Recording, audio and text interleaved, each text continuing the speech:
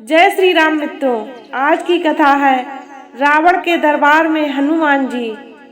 हनुमान रावण के भव्य दरबार को विश्लेषणात्मक दृष्टि से देखने लगे। रावण का ऐश्वर्य अद्भुत था।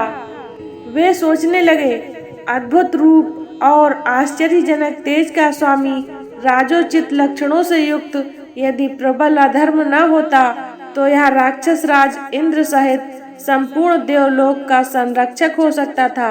इसके लोक निंदनीय क्रूरता, निष्ठुर कर्मों के कारण देवताओं और दानवों सहित संपूर्ण लोक इससे भयभीत रहते हैं। समस्त लोकों को रुलाने वाला महाबाहु रावण भूरी आंखों वाले हनुमान को समक्ष इस प्रकार निर्भय खड़ा देखकर रोष से भर गया और क्रुद्ध होकर अपने महामंत्री प्रहस्त से बोला, अमात्य, इस दुरात्मा से पूछो कि यह कहाँ से आया है, इसे किसने भेजा है, सीता से यह क्या वार्तालाप कर रहा था, अशोक वाटिका को इसने क्यों नष्ट किया, इसने किस उद्देश्य से राक्षसों को मारा, मेरी इस दुर्जयपुरी में इसके आगमन का प्रयोजन क्या है। रावण की आज्ञा पाकर प्रहस्त ने कहा, हे बानर, भयभीत मत हो और धैर्य धारण करो। सही सही बता दो कि तुम्हें किसने भेजा है।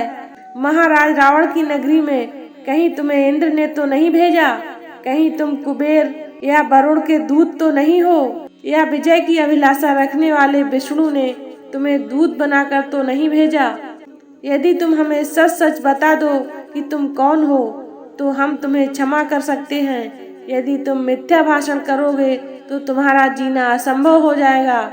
प्रहस्त के इस प्रकार पूछने पर पवन पुत्र हनुमान ने निर्भय होकर राक्षसों के स्वामी रावण से कहा, हे राक्षस राज, मैं इंद्र, यम, वरुण या कुबेर का दूत नहीं हूँ, ना ही मुझे विष्णु ने यहाँ भेजा है। मैं राक्षस राज रावण से मिलने के उद्देश्य से यहाँ आया हूँ और इसी उद्देश्य के लिए मैंने अशोक वाटिका को नष्ट किया है। तुम्हारे बलवान राक्षस युद्ध की इच्छा से मेरे पास आए तो मैंने सुरक्षा के लिए रणभूमि में उनका सामना किया। ब्रह्मा जी से मुझे वरदान प्राप्त है कि देवता और असुर कोई भी मुझे अस्त्र शस्त्र अथवा पास से बांध नहीं सकते। राक्षस राज के दर्शन के लिए ही मैंने अस्त्र से बंधना स्वीकार किया है। यद्यपि इस समय मैं अस्त्र से मुक्त हूँ, तथापि इन राक्षसों ने मुझे बंधा समझकर ही यहाँ लाकर तुम्हें सौंपा है। मैं श्री रामचंद्र जी का दूत हूँ और उनके ही कार्य से मैं यहाँ आया हूँ। शांत भाव से हनुमान ने आगे कहा, मैं किष्किंधा के परम पराक्रमी नरेश सुग्रीव का दूत हूँ, उन्हीं की आज्ञा से तुम्हारे पास आया हूँ। हमारे महाराज ने तुम्हारा कुशल समाचार पूछा है और कहा है कि तुमने नीतिवान, धर्म, चारों वेदों के ज्ञाता, महापंडित, तपस्वी और महान ऐश्वर्य होते हुए भी एक पर स्त्री का हठात अपने यहाँ रोक कर रखा है। यह तुम्हारे लिए उचित बात नहीं है। तुमने यह दुष्कर्म करके अपनी मृत्यु का आह्वान किया है। उन्होंने यह भी कहा है कि लक्ष्मण के कराल बाणों के सम्मुख बड़े से बड़ा पराक्रमी भी नहीं ठहर सकता। फिर तुम उससे अपने प्राणों की रक्षा कैसे करोगे। इसलिए तुम्हारे लिए उचित यही होगा कि तुम सीता को श्री रामचंद्र को लौटा दो और उनसे क्षमा मांगो। यदि तुम ऐसा नहीं करोगे तो तुम्हारा अंत भी वही होगा जो खरदूषण और बाली का हुआ है। हनुमान के ये नीति युक्त वचन सुनकर रावण का सर्वांग क्रोध से जल उठा। उसने अपने सेवकों को आज्ञा दी, इस बानर का वध कर डालो। रावण की आज्ञा को सुनकर वहां उपस्थित विभीषण ने कहा, राक्षस राज, आप धर्म के ज्ञाता और राजधर्म के विशेषज्ञ हैं। दूत के वध से आपके पांडित्य पर कलंक लग जाएगा। अतः उचित अनुचित का विचार करके ही दूत के योग्य किसी अन्य दंड का विधान कीजिए। विभीषण के वचन सुनकर रावण ने कहा, शत्रुसूदन, पापियों का वध करने में पाप नहीं। इस बानर ने वाटिका का विध्वंस तथा राक्षसों का वध करके पाप किया है, अतः मैं अवश्य ही इसका वध करूंगा। रावण के वचन सुनकर उसके भाई विभीषण ने विनीत स्वर में कहा, हे लंकापति, जब यह बानर स्वयं को दूत बताता है तो नीति तथा धर्म के अनुसार इसका वध करना अनुचित होगा।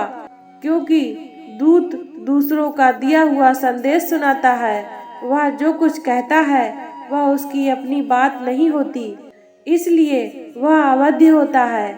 विभीषण की बात पर विचार करने के पश्चात रावण ने कहा, तुम्हारा यह कथन सत्य है कि यह दूत अवध्य होता है, परंतु इसने अशोक वाटिका को विध्वंस किया है, इसके लिए इसे दंड मिलना चाहिए।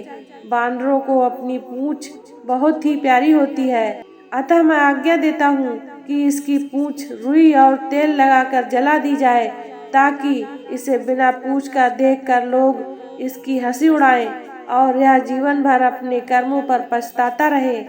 रावण की आज्ञा पाते ही राक्षसों ने हनुमान की पूंछ को रुई और पुराने कपड़ों से लपेटकर उस पर बहुत सा तेल डालकर आग लगा दी। अपनी पूंछ को जलते देख हनुमान को बहुत क्रोध आया। सबसे पहले तो उन्होंने रुई लपेटने वाले और आग लगाने वाले राक्षसों को जलती पूंछ से मार मार कर पृथ्वी पर सुला दिया। वे जलते चीखते चिल्लाते वहां से अपने प्राण लेकर भागे। कुछ राक्षस उनका अपमान करने के लिए उन्हें बाजार में घुमाने के लिए ले चले। उस दृश्य को देखने के लिए बाजारों में राक्षसों की और घरों के छज्जों तथा खिड़कियों पर स्त्रियों की भीड़ जमा हो गई। मूर्ख राक्षस उन्हें अपमानित करने के लिए उन पर कंकड़ पत्थर फेंकने लगे तथा अपशब्द कहने लगे। इस अपमान से क्रुद्ध होकर स्वाभिमानी पवनसुत एक ही झटके से सारे बंधनों को तोड़कर नगर के ऊंचे फाटक पर चढ़ गए और लोहे का एक बड़ा सा चक्का उठाकर अपमान करने वाले राक्षसों पर टूट पड़े। इससे चारों ओर भगदड़ मच गई। आज की कथा को यहीं पर विराम देते हैं। कथा को पूरा सुनने के लिए धन्यवाद। इससे आगे की कथा है लंका दहन, देखना ना भूलें। इसी तरह की ज्ञानवर्धक कथा कहानियों को सुनने के लिए हमारे चैनल को लाइक, शेयर एंड सब्सक्राइब करें। जय श्री राम।